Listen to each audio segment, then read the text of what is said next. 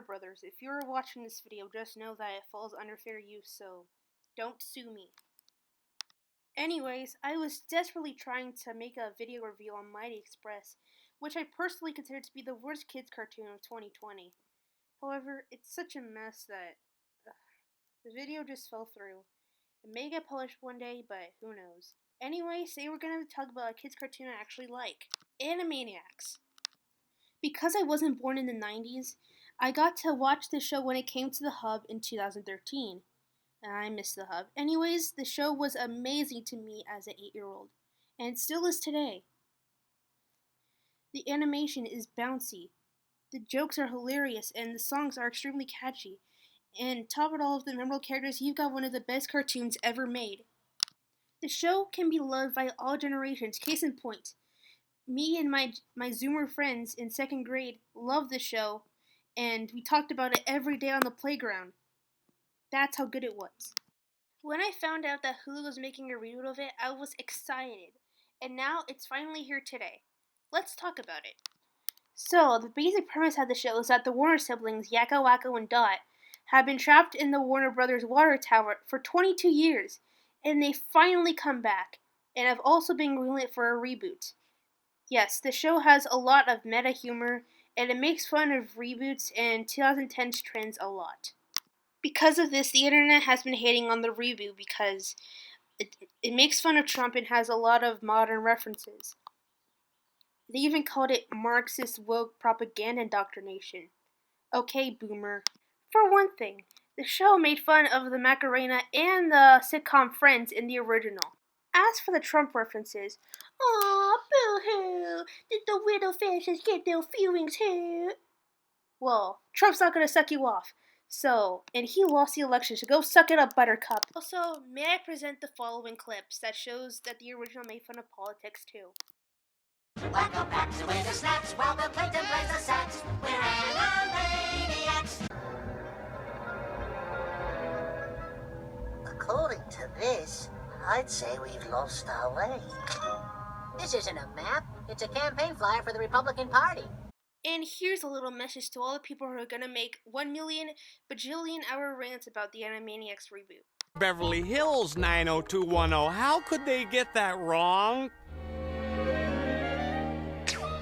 Is this you? Are you happily engrossed in inconsequential cartoon trivia to the point that your socks can probably stand up by themselves?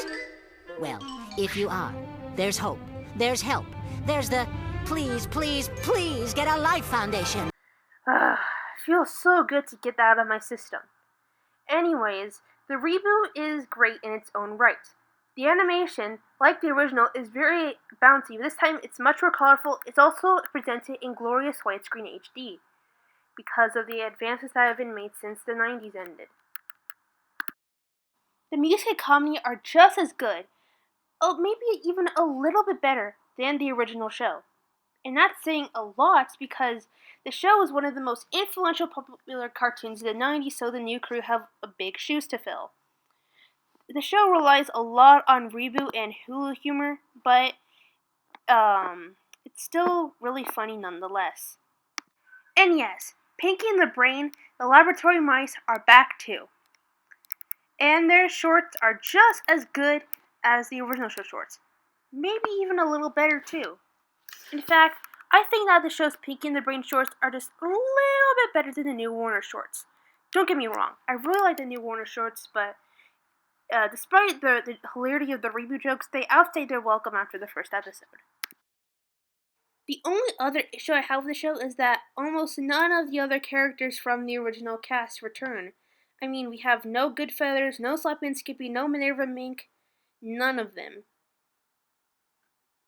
I understand why they removed characters like Minerva Mink and Hello Nurse because they were very inappropriate for a kid's show. And no one was begging for people like the Hip Hippos to come back either. Their shorts weren't that good anyways. But Slappy and Skippy and the Goodfeathers were very memorable. However, watch episode 5. There's some good stuff in there. I won't spoil what it is, but it's amazing for old fans. Despite its minor flaws, Animaniacs 2020 is a shining example of what to do right when rebooting a cartoon. The voice casts are back. The animation is as bouncy and expressive as ever. The songs are still catchy, and it captures the charm of the original really, really well. I can't wait to see more episodes soon. I'm not sure where exactly it will go on my cartoon list for this year, but it will definitely be in the top 5. Anyway, that's all I have for this video. Stay tuned for more crappy cartoon reviews. Mwah. Good night, everybody.